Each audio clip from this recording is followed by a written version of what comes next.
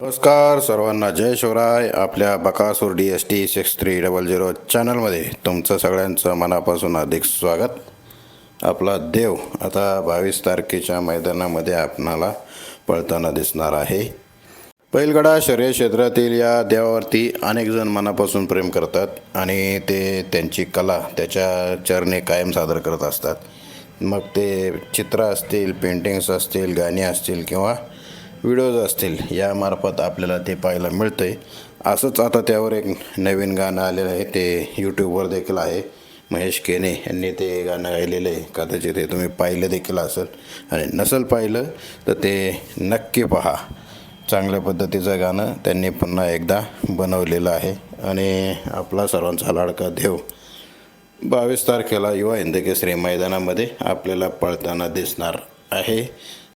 कितीतरी वर्षापासून आपण सगळेच बैलगाडा शर्यत पाहतो आहोत, पण एखाद्या नंदीच्या नशिबी म्हणा कडाच्या तासावरनं सेमी असेल, फायनल असेल, सगळ्यात जास्त कोणाला जर कडाचा तास आला असेल तर मला वाटते ते बकासूर असेल.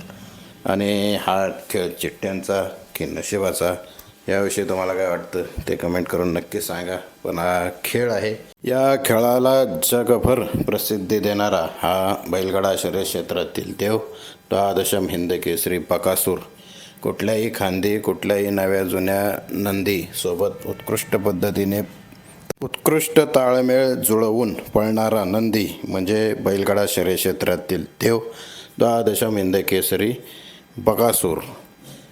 म्हणजे जहाँ पहुँचना तुम्हारा सपना है वह कई सालों से राज अपना है, असा लाखो कोट्यावधी दिलो की धडकन बैलगाडा शर्यत क्षेत्रातील देव द्वादशम हिंद केसरी बकासूर.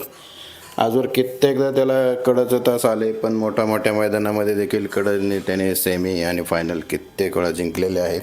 असो, नशिबी असणारी ही कड त्याची लवकरच निघून जावो याच अपेक्षा.